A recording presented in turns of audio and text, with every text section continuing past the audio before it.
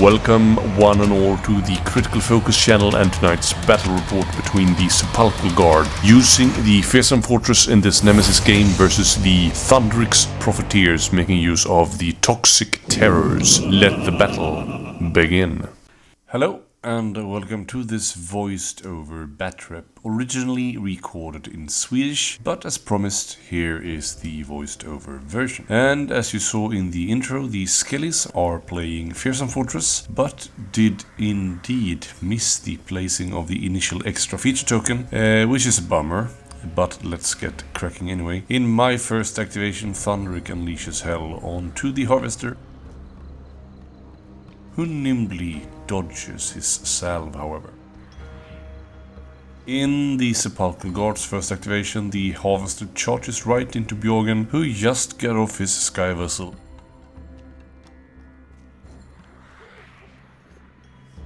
And is deeply unprepared for that crit. 3 wounds left on the big guy, who countercharges onto the objective. Another failed ranged attack for Bjorgen, but that does score me Carve a Path. That one could have scored me 2 glory if it was successful. I also needed to be in enemy territory for that extra glory to trigger on top of the success, but nonetheless a scored objective gives me the chance to promote a fighter, and the out of form leader fancies promoting himself. Maybe he'll pick up pace now. In any case, he does pick up an extra shield in defense, which might come in handy. Also reacting to my activation, I use his neat little reaction with dropping gas in all adjacent hexes that will basically be lethal hexes for enemies in the next activation before the gas dissipates. In Matthias's next activation, the Warden issues forth 2 of the petitioners next to Thundrik, each then pinged by the gas, melting the brittle bones. In my third activation, Alenson charges onto the objective and uses his privateer pistol to try to put a hole in the Harvester's already holy chest. The assist there being a success, which is enough to take a wound off the old farmer.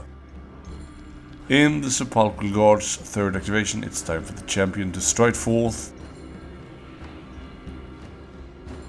And a champ he is indeed, with crit success, taking another 2 wounds of Bjorgen, who is now down to his vulnerable last one. An untimely demise for Thundrik perhaps? That would be terrible news for my team, as he is pivotal. With him dead, there's no more inspired fighters. In my last activation, I activate one of my favorites, Deadeye Lund.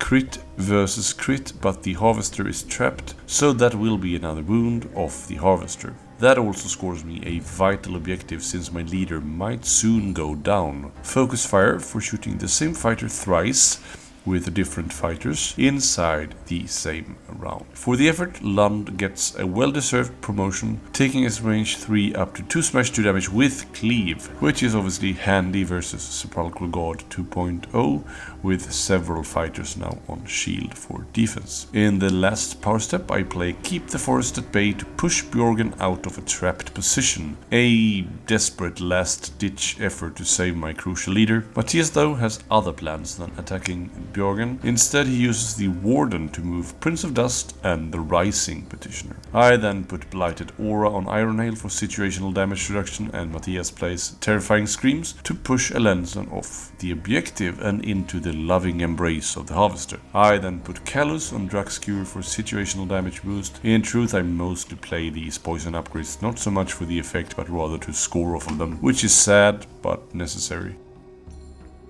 Capable poisoners for making at least 1 successful attack is scored. Alenson and Lund both made successful attacks, and having poison upgrades on 2 friendly fighters. And via the objective, I then inspired Thundrik'S, so now both Lund and Thundrik'S are on 4 wounds. The dwarves are rather sturdy when inspired, just like their predecessors in the Chosen Axis. He is also given Ancestral Might, taking his DPS all the way up to Fuel Grimnir levels, and even 5 if the poison conditions are met via Callus. That's 1 lethal balloon boy. The Skellies score March of the Dead for having moves on 5 surviving fighters.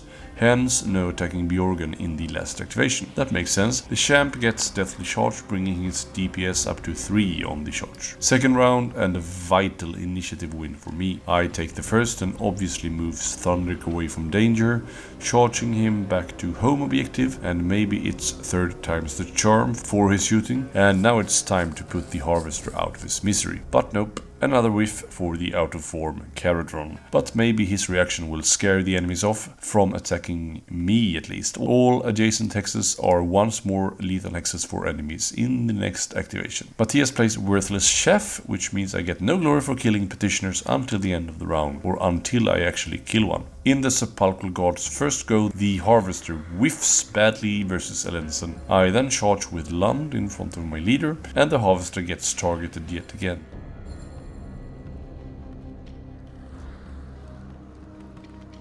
And now he's finally brought low by the accurate shotgun blast of the veteran marksman.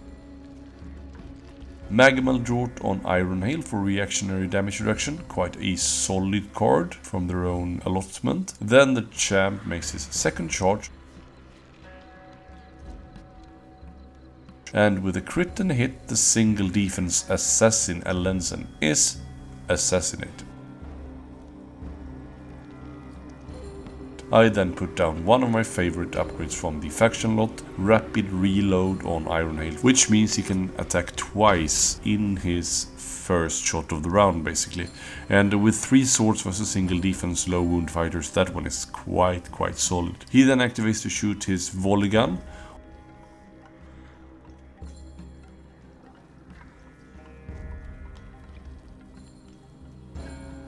On the Prince of Dust with both shots wounding.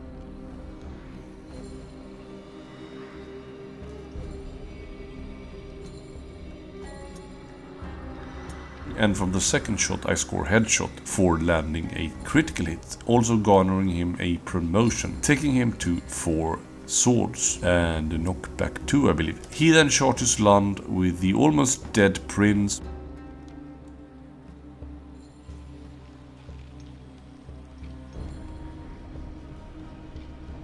But with a tie all he can do is push me back, which he opts against.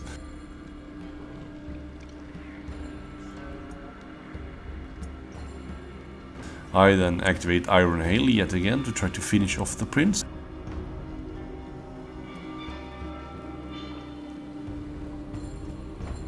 And with both single supports being successful there, that's 2 successes and a crit. And the prince bites the dust, which scores me a 2 glory surge for making my second or subsequent attack in the same round with a poison upgraded fighter. I think I need to have a successful attack as well there. My deck flows like a nice Chianti, in the words of Hannibal Lecter. He then activates the Warden in his final activation to move 2 petitioners up.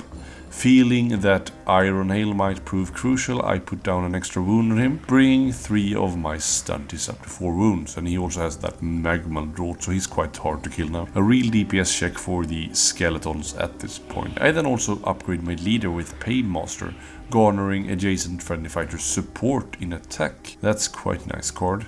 I scored Live by the Code in the end phase for not discarding objectives in the preceding action phase. Which is obviously pretty cheesy and easy to do. The Sepulchral God scores Eternal Legions for having at least 3 in non-friendly territory, basically no man's or enemy. Then it's time for the third round. Matthias is very happy to win initiative this time and sees an opportunity to kill my leader, who now though has promoted everyone except the perished private eye, so I don't really need him that much anymore. The petitioner, however, fails miserably and plays the Necromancer commands to remake the attack, but also rendering him an equally worthless outcome. Ouch. He then upgrades the champ with Star Maw for a possible range 4 attack. I then play Aetheric Augmentation with the very thorough lore description here of Boom to give me +1 dice for the first attack in the next activation. I also play Seek the Sky Vessel to move Balloon Man onto the objective behind the champ in enemy territory, I could have moved another fighter here, but I simply forgot to. The temporarily augmented Skypike stabs at the champ for a potential 4 damage and finds its target. The champ bites it, and a crucial kill there given the potential high accuracy charge he could have made on my leader. The Sepulchral God are looking broken at this point, but a huge potential swing could well be had if he kills my 2 glory worth of leader and another lowly petitioner is sent forward to try to achieve this, but only 1 success versus 2 means no success and no drive back. The champ is then brought back with Restless Dead. He does though get a charge when raised in this fashion, so he's not a big worry for me. I'm just gonna leave him alone. I then swap out an objective in my next activation. He then raises another one via the Warden's ability, this time the Prince. This scores him twofold from Battle Without End for giving a second fighter a race counter inside the same phase, and they keep coming, which means he gives a fighter a race counter while at least one other fighter also has one. So that's pretty much 2 very similar cards and easily scored objectives obviously, and he closes the gap on me a bit. Definitely a nerve left here at this point. But here I realize the power move at hand. 2 petitioners are on 1 wound each. Ironhail shoots twice for his first shot in the round, and if I charge next to my leader I also have rerolls via Paymaster. That sounds awesome and almost like cheating, and these dwarfs don't like to play fair. Certainly not with the foul undead denizens of Shadespire. 4 successes versus 1 on the first one, check. To add insult to injury on the second one, I rerolled 2 crits into 3. I killed this one so completely not even Nagash could raise him. Matthias then plays Pitiless Command to push a raised fighter with 2 X's, and the champ goes to the objective in no one's territory. And then follows up with his activation to move Prince and the Rising. I then draw a blue card in my activation. I play Ill Prepared on the enemy leader. The effect is honestly quite unimportant right now. I mostly play it for the passive glory at the end of the power step here.